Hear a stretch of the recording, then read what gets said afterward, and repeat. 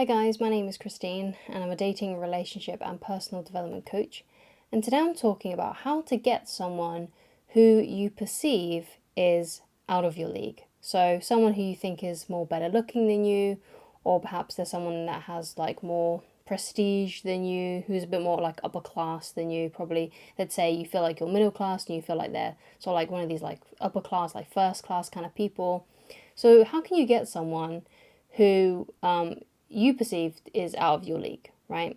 So first of all, the first word that I use there, the word that I'm trying to emphasize there is perceive, right? Because what you gotta understand is like everyone, even though no matter where you've been born, how good looking you are, we're still all equal. We are all still, human beings. When we go to the toilet, it all smells the same. We are still human beings. There's no people that are better than us, even if we come into contact with people who pretend and feel like they're better than us. If you come into contact with someone who feels like they are better than you, that screams to me insecurity, because people that are actually, well rounded, good, decent people, even people that are like, do have like super good looks and are super rich or whatever it may be, the real good ones won't treat you like trash, right? So the real good ones won't behave in that way. They won't pretend or act better than you, or they won't try to bring anyone else down, right? And you don't want to be trying to be with someone who's like that anyway. If you're trying to find, if you like someone who is someone who tears other people down, then I can guarantee it that if you ever do get into a relationship with them, it's not going to be a very happy one. So the first thing that I want you to concentrate on, to think about is, don't treat them any differently than anybody else. Treat them like an equal.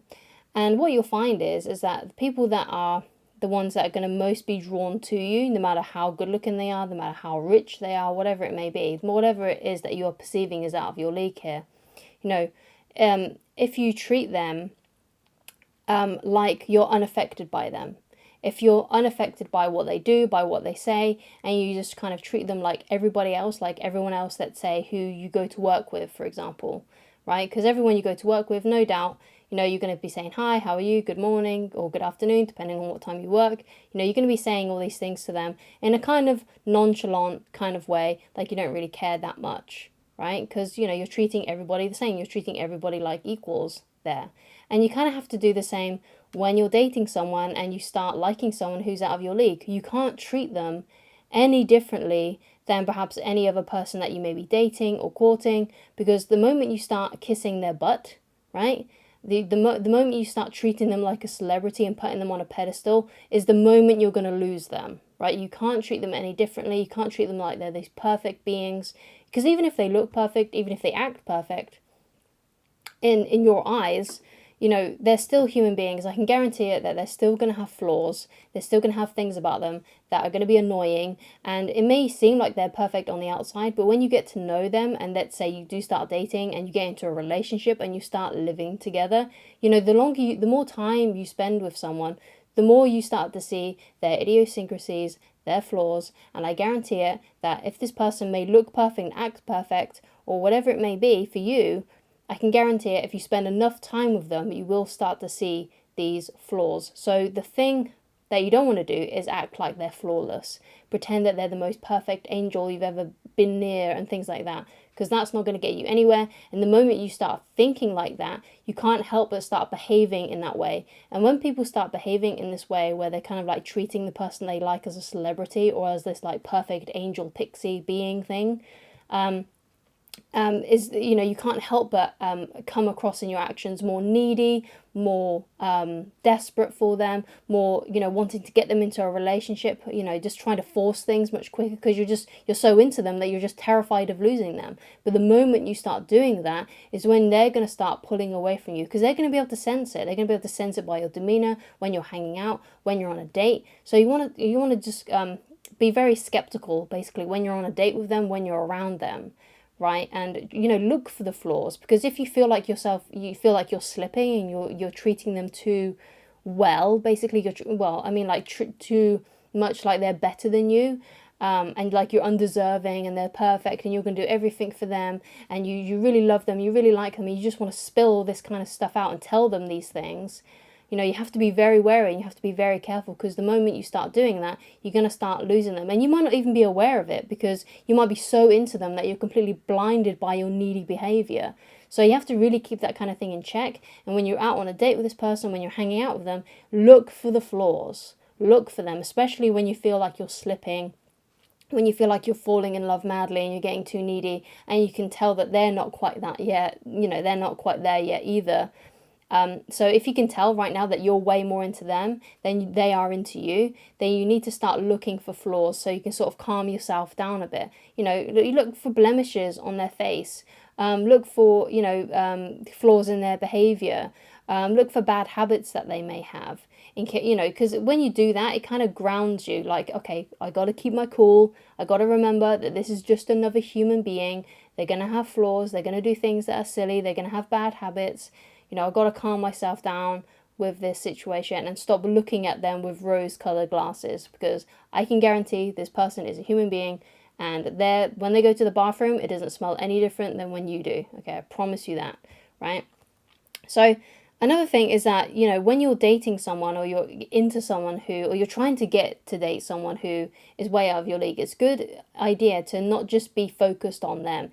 It's good that, you know, when you're single, this is one of the good things to do when you're single, is to date multiple people at the same time. You know, so you might be going out with someone on Saturday, and you might match with someone on Tinder and be meeting them on Tuesday. You know, it's good to have other options, because if your only option is this one person who you think is perfect and out of your league, and you're just solely focused on them, then yeah, you're going to feel really needy around them. You're going to feel really desperate, and that is not going to help you. That's not going to help you win their favor, because if they can tell that you're needy and desperate for them, then, you know, they're going to back off, basically, unless they're really, really into you as well. But most of the time, you know, there's usually one person that likes the other more at the beginning. And if you're watching this video, then no doubt that's you, right? You're the one that falls in love faster, shall we say.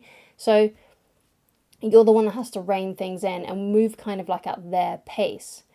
So it's good when you're dating multiple people and you've got other girls or other guys that you're focusing on, because if you've got, you know, like let's say you've got 3 other people or 2 other people that you're dating, you've now got options there, and you've got other ways to spend your time. So it's good to have other options, because you're not as desperate. Because if you've only got one option, you've only got one date, you've only got one person that you like, you're going to be desperate about it. You're going to be needy about it. So it's good to be dating multiple people. Now, I say dating, obviously you don't get into relationships with multiple people or become a bigamist or something like that. I'm talking about solely when you're dating and you're not in a relationship, okay? So I just wanted to make that very clear. It's fine. When you're dating, everything, to me personally, here in the West, I think it's more fair game. You know, if you're dating multiple people, you're seeing other people while you're dating others, you know, that's fine, because you're dating. You're not in a relationship specifically with any of those things. So don't feel like there's any kind of like moral or ethical thing that you're doing wrong if you're going out with one woman or one guy on Saturday and meeting another one the following day or on a Tuesday or next week or something. Don't feel bad about that kind of thing, or the fact that you're messaging multiple people at the same time. You're just dating. You're not in anything serious. It's fair game at the beginning. So only when you get into a relationship and things start getting serious, that's when you need to, you know, stop talking to the other people, right?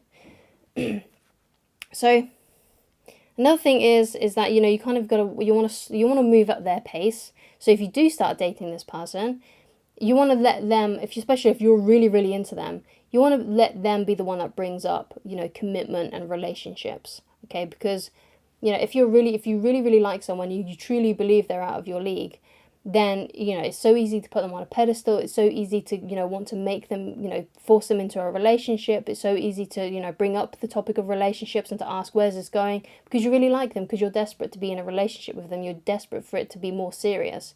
But basically, if you're way more into them than they are you, and you're perceiving them as out of your league, then you have to move at their pace. So let them be the one to say, I love you first. Let them be the one to bring up the topic about getting into something more serious and getting into a relationship. Let them do that stuff. All you have to do, you know, as the one who's more interested, is facilitate meeting up and hanging out and, you know, getting together and arranging dates. Let that be your sole focus, you know. So when you start dating them, date them once a week, and keep on dating them once a week until they start initiating more conversations with you. And when they start initiating more conversations with you via text or calling you up, then Each time they initiate, just ask them when they're free to hang out with you. So just keep it at that pace, and then you can start hanging out more and more, and then things will slowly progress into a relationship over a couple of months. Okay? So another thing that you want to do as well is to keep your mind off this person, especially if you really think that they're out of your league. You want to have other things in your life, other interests, and be living a life that you personally find interesting. Because if your sole focus is them or your love life in general, then of course you're going to come across as more needy and more desperate, and you're going to be more likely to blotch things with them and ruin things with them. Because if your sole focus is your relationships, then you just become so much more desperate, and you become so much more needy for them. And because you want to be in a relationship, and it makes sense. You're like, if you're always thinking about your love life, it's a sole focus in your brain, then of course that's going to dominate so much of your life, and it's going to bring a lot of emotion into it because you're always thinking about it, and it's the only thing in your life. So it's better to have other things in your life that you find interesting and to live a busy life, because then you're not as likely to stalk their social medias as much. You're less likely to be spending time listening to music that reminds you of them, like listening to love songs and stuff and daydreaming about them and stuff, and you'll have less time to daydream about them if you're living a busy and interesting life. Now, what I mean by busy and interesting life is living a life and doing things that you personally find interesting. So what I do and what I find interesting is going to be probably 100% different to what you find interesting. So if you like health and fitness, that might be something else that you focus on in your life. That might be something that you put on, even a higher priority list than your love life. It could be that you're into esports and you play a lot of video games. That might be something that you do as well. Or perhaps you've got some hobby that you do with your friends, or perhaps you've got a career that you're really passionate about. Have other things in your life apart from your love life. Because if your love life is your only thing, you're going to act more needy, you're going to act more desperate, you're going to potentially be more likely losing people that you find interesting, especially this person that you think is out of your league, because your emotions are going to get in the mix because you're always thinking about it, and you're going to mess things up by maybe texting too much, confessing your love or something. It might be a time where you might go out and you might get drunk and you may say something stupid, you may ring them up or something, if your love life is your sole focus. But if you've got other areas of your life that are interesting, that are emotionally driving for you, then it's much better, and you're less likely to mess things up with people that you like, including this person who you think is out of your league, right? So thank you so much for watching. If you'd like to get in touch with me personally, then please go to www.christineloveridge.com to get coaching with me. Thank you so much for watching, and I shall talk to you again very soon. Goodbye.